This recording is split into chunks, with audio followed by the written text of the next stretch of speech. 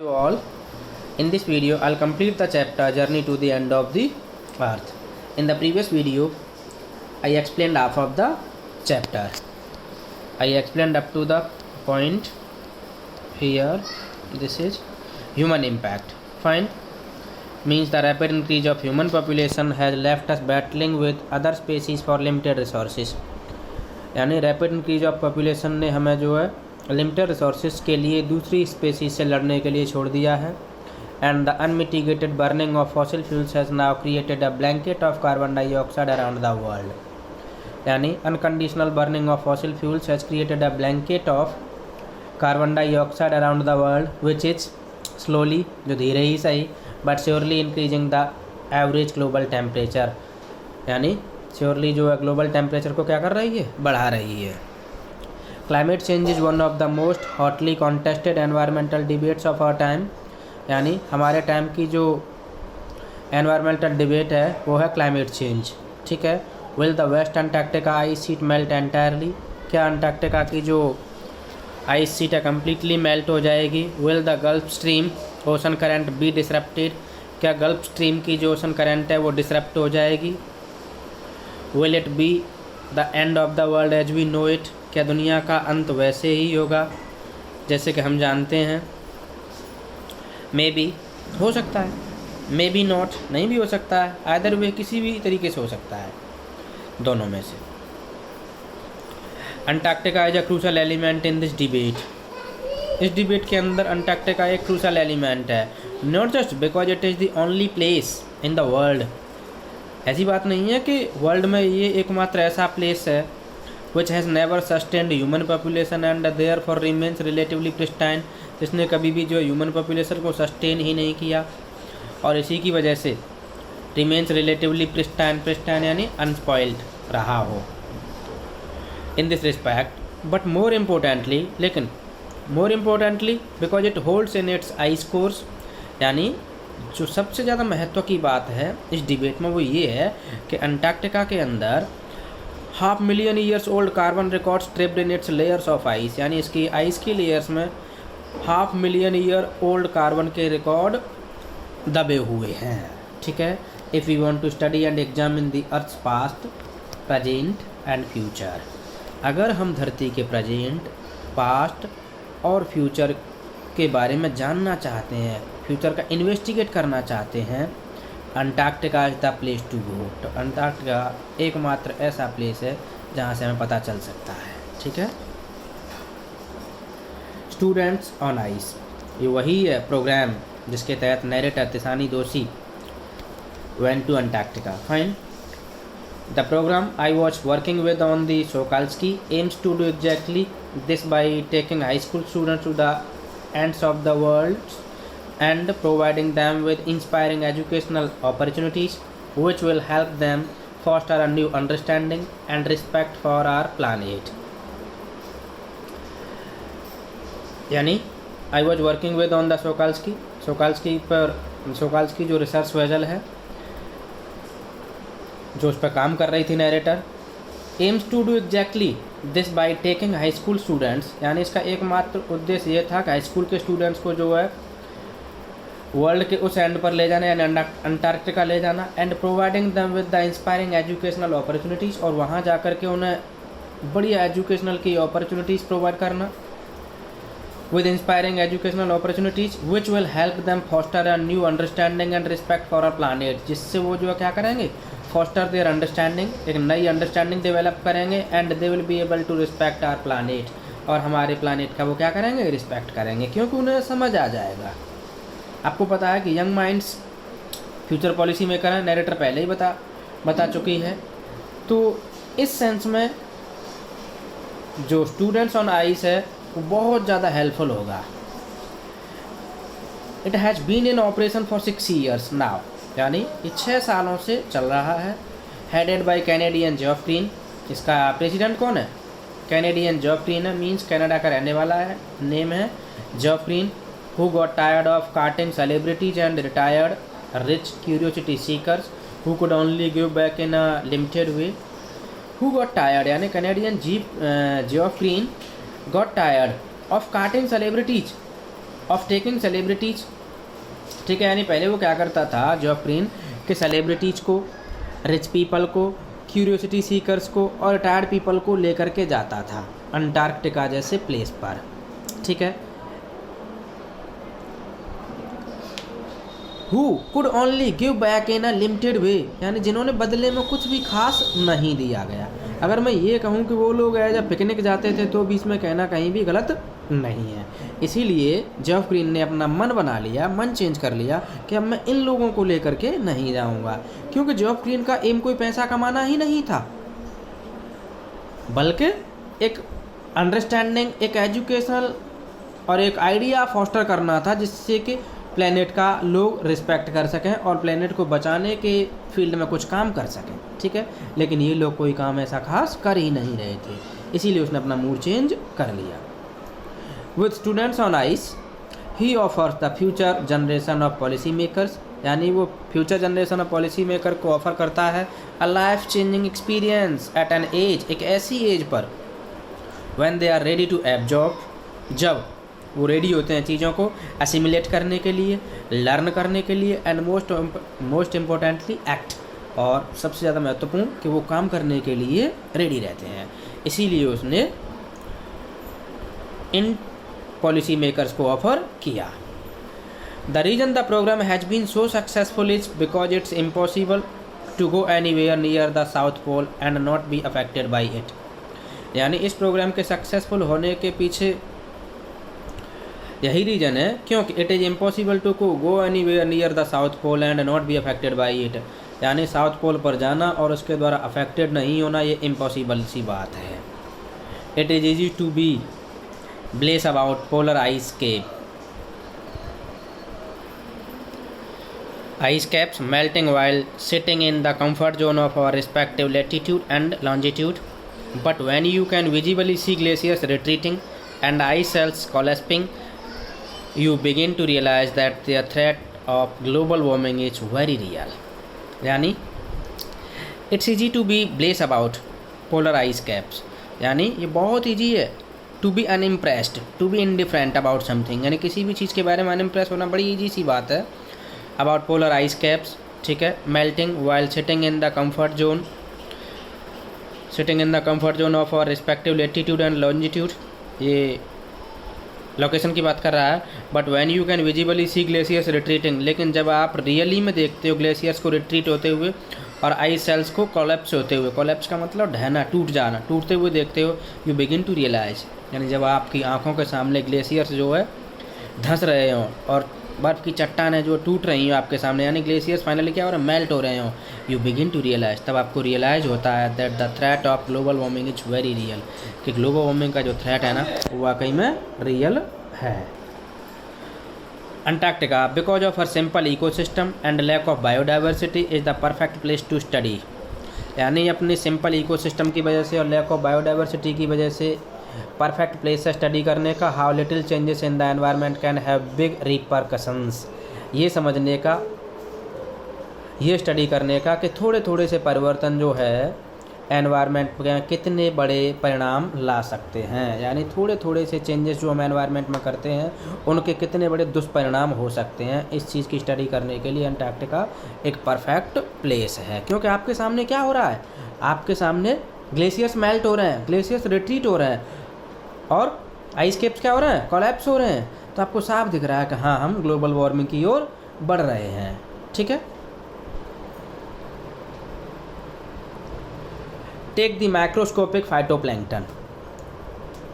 Microscopic phytoplankton is a single cell plant, ठीक है, single cell plant होता है, या फिर लिटरेचर की लैंग्वेज में देखें तो आप ऐसे देख लो, दो grasses of the see that nourish and sustain the entire southern oceans food chain, यानी फाइटोप्लैंक्टन वो ग्रास होती हैं जो न्यूरिश करती हैं और सस्टेन करती हैं entire southern ocean food chain को, यानी कि पूरी की पूरी सदर्न की जो फूड चेन है ना उसको क्या करती हैं, सस्टेन करती हैं। ठीक है, कौन, phytoplankton. These single celled plants use the sun's energy to assimilate carbon and synthesize organic compounds, यानी ये सिंगल सेल्ड प्लांट्स जो है सन एनर्जी को एब्जॉर्ब करते हैं यानी यूज सन एनर्जी को यूज करते हैं to assimilate carbon and synthesize organic compounds, यानी कार्बन को असिमुलेट करने, सन एनर्जी को यूज करके कार्बन को असिमुलेट कर देते हैं and synthesize organic compounds in that wondrous and most important of process called photosynthesis, यानी फोटोसिंथेसिस की प्रोसेस के दौरान ये सन एनर्जी को यूज करते हैं और असिमुलेट कर लेते हैं carbon and synthesize organic compounds को। कुल मिलाकर के बात फोटोसिंथेसिस की हो रही है। आपको पता है कि फोटोसिंथेसिस में प्लांट्स क्या करते हैं, सन एनर्जी को लेते हैं और कार्बन और ऑर्गेनिक को सिंथेसाइज कर लेते हैं, यानी ये उनकी फूड बनाने की प्रोसेस होती है और इसी प्रोसेस को हम क्या कहते हैं, फोटोसिंथेसिस कहते हैं। Scientist warn that a further depletion in the ozone layer, पहले ही चेतावनी दे चुके हैं और अभी भी चेतावनी देते हैं, that a further depletion in the ozone layer, के अगर आगे कोई भी डिप्लेशन होता है, कोई भी डिके होता है, कोई भी डिटेरियोरेशन होता है, किसको, ओजोन लेयर को, will affect the activities of phytoplankton. तो सबसे पहले किसकी एक्टिविटीज अफेक्ट होंगी, फाइटोप्लैंक्टन की एक्टिविटी अफेक्ट होंगी। देखिए बड़ा ही सिंपल सा एग्जांपल है लेकिन कॉन्सेप्चुअल है, बात समझने की है। यानी फाइटोप्लैंक्टन वो ग्रास हैं जो संपूर्ण सदर्न ओशन की फूड चेन को क्या करती हैं, मेंटेन करती हैं, ठीक है, और वहाँ के जीव जंतुओं को क्या कर रही हैं, सस्टेन कर रही हैं। और अगर ओजोन लेयर में थोड़ा भी डिप्लेशन होता है, ठीक है, कहीं भी छिद्र होता है या कहीं भी कोई और डिके होता है, तो सबसे पहले किसकी एक्टिविटीज अफेक्ट होंगी, फाइटोप्लैंक्टन की। और जैसे ही फाइटोप्लैंक्टन की एक्टिविटीज अफेक्ट हुई, ये इसका असर किस पर दिखेगा, इसका असर दिखेगा वहाँ की मरीन लाइफ पे। किस पे दिखेगा, मरीन लाइफ पे। जब वहाँ की मरीन लाइफ अफेक्ट होगी तो दूसरी फूड चेन और दूसरी स्पेसीज भी डिस्टर्ब होंगी। तो एक चीज़ दूसरी चीज़ से पूरी तरह से क्या हो रखी है, जुड़ी हुई है, ठीक है। which in turn will affect the lives of all the marine animals and birds of the region, यानी अगर फाइटोप्लैंक्टन्स अफेक्ट होते हैं तो इसके बदले में उस रीजन की पूरी मरीन एनिमल्स और बर्ड्स भी अफेक्ट होंगे। And the global carbon cycle, और वहाँ की ग्लोबल कार्बन साइकिल भी प्रभावित होगी। In the parable of the phytoplankton, in the parable of the phytoplankton there is a great metaphor for existence,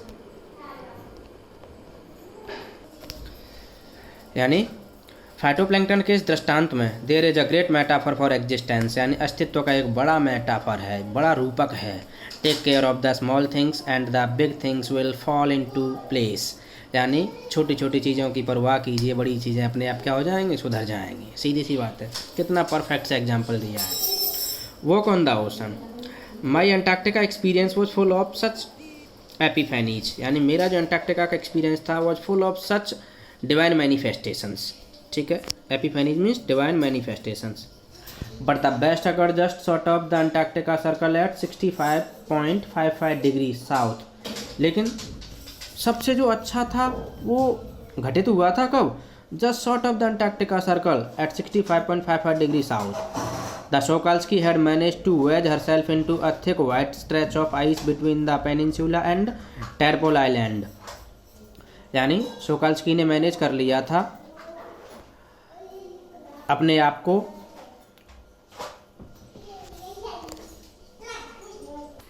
यानी कि पेनिनसुला और टैडपोल आइलैंड के बीच में चलने में शोकाल्स्की ने मैनेज कर लिया था।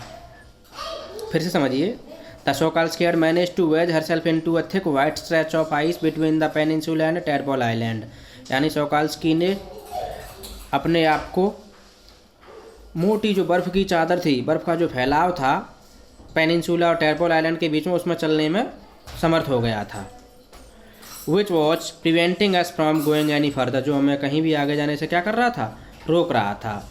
द कैप्टन डिसाइडेड, कैप्टन ने डिसीजन लिया था, we were going to turn around and head back north, कि हम जो है मुड़ रहे थे, एंड हेड बैक नॉर्थ, और नॉर्थ की ओर बढ़ रहे थे। बट बिफोर वी डिड, लेकिन ऐसा हम करने से पहले, we were all instructed to climb down the gangplanks, हमें सबको इंस्ट्रक्शन दे दिए थे कि हम लोग क्या कर जाएं, उतर जाएं गैंग प्लैंक्स पर, यानी तख्तों पर उतर जाएं। And walk on the ocean, तख्तों से होकर उतर करके हम जो ओशन पर एक वॉक करें। अब आप सोच रहे हैं कि ओशन पर वॉक कैसे हो सकती है, हाँ हो सकती है। व्हेन देयर इज आइस, जब चारों तरफ पूरे ओशन में क्या जमी हुई, बर्फ़ जमी हुई, क्योंकि पहले ही कह रहा है, ये लाइन देखिए आप, मैं आपको अंडरलाइन करके बताता हूँ लाइन को।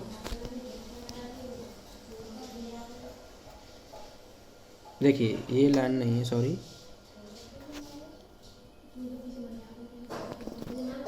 थिक एंड वाइट स्ट्रेच, ये देखिए दिख रही है, thick and white stretch of ice between the peninsula and Tadpole island. Fine, तो इसकी बात कर रहा था और इस पर चलने के लिए कैप्टन ने उन सबको इंस्ट्रक्शंस दे दिए। So there we were all 52 of us. याद रखना कितने लोग थे वो, 52 थे, ठीक है। किटेड आउट इन गोरटेक्स, यानी हमने अपने कदम रखे कहाँ पर, गोरटेक्स में, and glares, walking on a stark whiteness, walking on a stark whiteness that seemed to spread out forever. जो क्या हो रही थी, seemed to spread out forever, यानी हमेशा के लिए फैलती हुई प्रतीत हो रही थी। Underneath our feet was a metre thick ice pack. हमारे पैरों के नीचे क्या था, हमारे पैरों के नीचे 1 मीटर मोटी आइस की चादर थी। क्या थी, आइस की चादर थी, ठीक है। एंड अंडरनीथ दैट, और उसके नीचे 180 metres of living breathing salt water, यानी उसके 180 मीटर नीचे जीता जागता सॉल्टी वाटर था, ठीक है, यानी समुद्र का पानी। तो समझिए बात पहले, यानी उनके पैरों के नीचे क्या थी, उनके जस्ट पैरों के नीचे 1 मीटर मोटी बर्फ की चादर थी, ठीक है। उसके 180 मीटर नीचे क्या था, लिविंग ब्रीदिंग सॉल्ट वाटर था, ठीक है। इन द पेरीफेरी यानी boundary, crabeater seals kind of fish, ठीक है, सील है, मछली है बड़ी वाली, were stretching and sunning themselves on ice floes, यानी वर स्ट्रेचिंग यानी फैली पड़ी हुई थी, अंगड़ाइयाँ ले रही थी, एंड सनिंग देमसेल्स, और क्या कर रही थी, दे वर एक्चुअली सन बास्किंग, यानी धूप सेक रही थी, ऑन आइस फ्लोज यानी आइस के टुकड़ों पर, much like stray dogs will do under the shade of a banyan tree, यानी बिल्कुल ऐसे ही मस्ती कर रही थी जैसे कि जो आवारा कुत्ते होते हैं जो बरगद के पेड़ के नीचे बैठ करके रेस्ट करते हैं, ऐसे ही जो है क्रेबिएटर सील्स जो है बर्फ़ के ऊपर लेट करके और क्या कर रही थी, सन बास्किंग कर रही थी, ठीक है।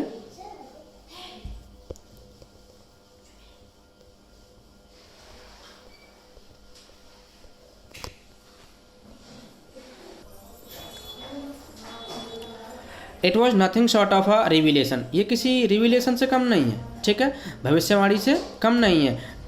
एवरीथिंग डच इंडीड कनेक्ट, यानी हर चीज़ जो है रियली में एक दूसरी चीज़ से क्या हो रखी है, कनेक्ट हो रखी है।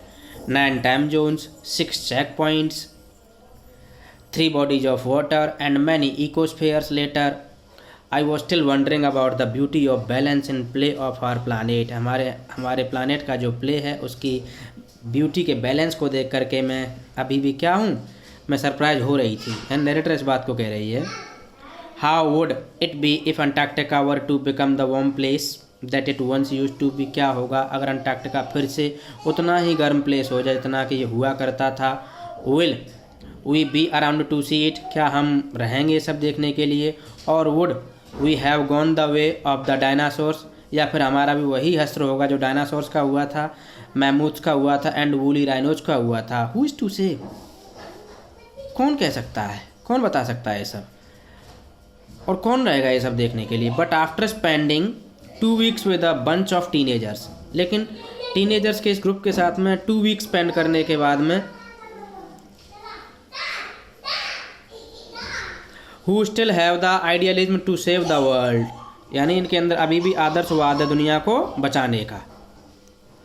All I can say is that a lot can happen in a million years, मैं बस यही कहूँगी कि a lot can happen in a million years, and million years में बहुत कुछ हो सकता है। But what a difference a day makes, लेकिन एक दिन में किसी भी चीज़ को चेंज भी किया जा सकता है, यानी but what a difference a day makes, यानी एक दिन में चीज़ों को परिवर्तित भी कर सकते हैं। यानी सिंपली हम ये भी कह सकते हैं कि एक दिन में कितना डिफरेंस आ सकता है, कितना परिवर्तन आ सकता है। ये आपका चैप्टर कंप्लीट हो चुका है। ये रीडिंग विद इनसाइट, ये आपके क्वेश्चन आंसर्स हैं, आपको करने हैं, ठीक है। Thank you.